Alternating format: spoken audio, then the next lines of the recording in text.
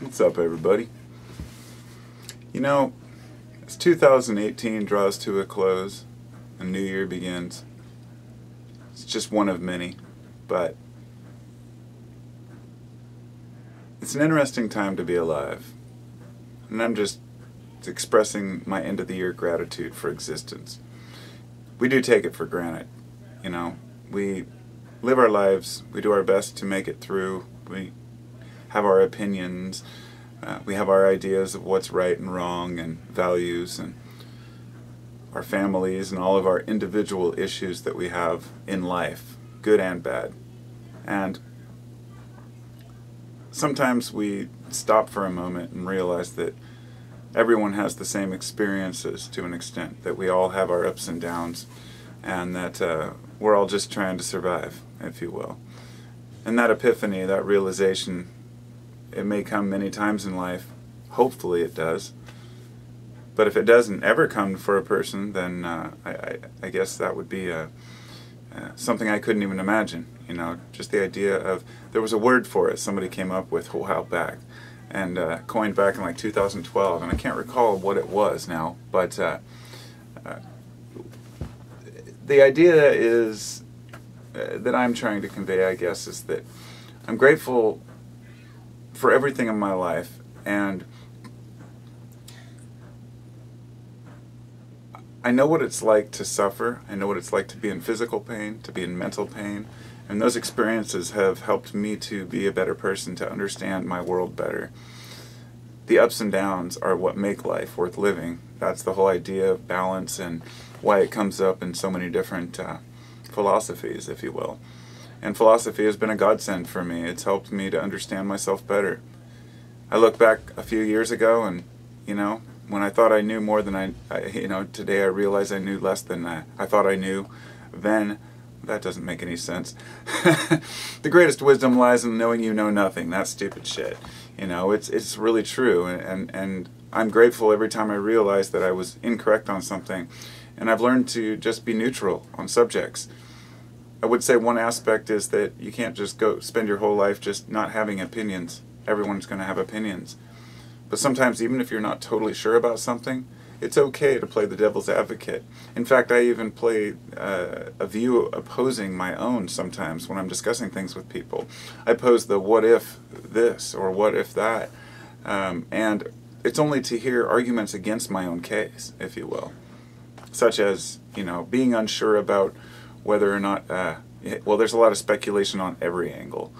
We're learning a lot scientifically, and I think that there's also another angle to it which we kind of neglect, which is that intuitive sense that we have where we feel when something is right. And I'm not talking about the learned experience, though our shared learned experience seems to arm us with a little bit of insight, and we can feel it in our gut, you know, feel it in our heart if something is right or wrong.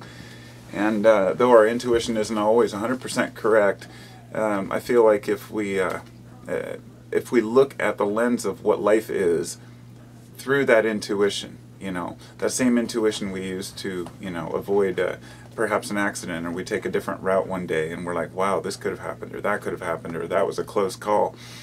There are a lot of mysteries to life that are still to be solved. So just because science has helped us understand a lot more about our world, it doesn't take away any of the mysteries or take away the credibility of that intuitive sense we feel that there's something greater to existence than merely being born by chance through some random mutation and existing for a short period of time. I'm not going to go as far as to say that we have a huge purpose in this world, but rather that each individual has to decide what their own purpose is. And that's such a freeing realization, that if we can break free of our dogma of either being insignificant or being some eternal soul, and just realize that what we have is the now, then we can truly start to understand things. And believe me, when you look at things through an honest lens, it can be painful, but it's much better when we don't attach ourselves to our ideas. And I feel like the last couple of years, people have more than ever attached themselves to their ideas and pulled farther apart and become more divisive, not just politically, but in many different angles. The religious sect of America, Christians, claim that they're under attack, for example, merely because people are leaving the church. It's because it's not about being under attack. It's not a personal attack when people decide they don't believe what you believe. This happens in religion and in science. People are, dismissed, cast out, not accepted into certain groups or cultures because they won't go along with the status quo.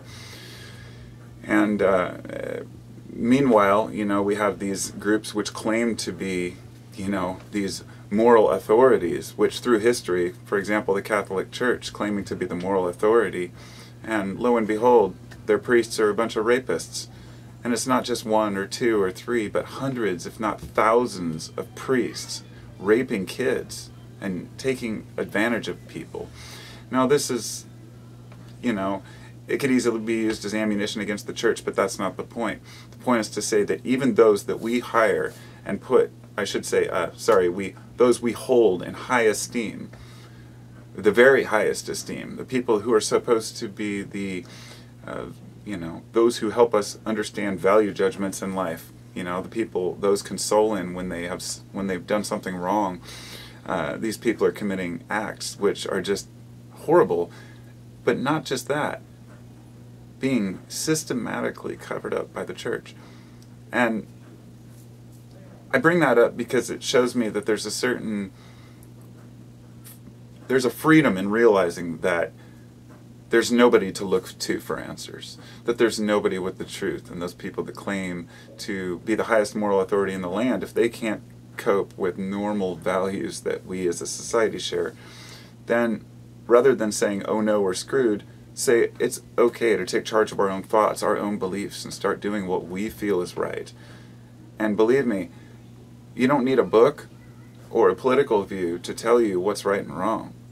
If you just feel it in your heart, your intuition will tell you what's right and wrong.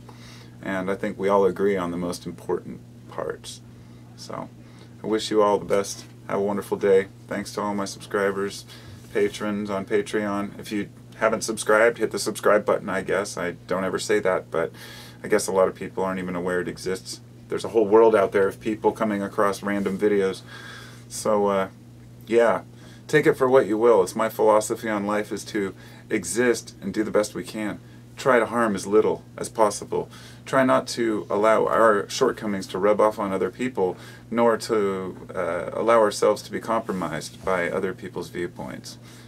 But always be open to another viewpoint, because that's the only way we learn. There's no time in life when you have just learned and you're done learning. And that's a complete illusion that a lot of younger people might have, because we break life up into these age groups, teenagers and, adolescents. Oh, now you finished college, now you know what you're going to do for the rest of your life. Complete bullshit.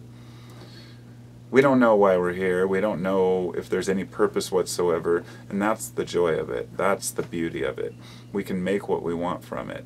But more than that, the fact that we're conscious, we owe it to ourselves to make the best life we can for ourselves and those around us, and that's difficult. We can't look at our mistakes and failures all the time unless we're looking at them to learn from them. And hopefully, damn it, over time, we grow into a better person. And that's my hope for a better society, is through individual bettering of people.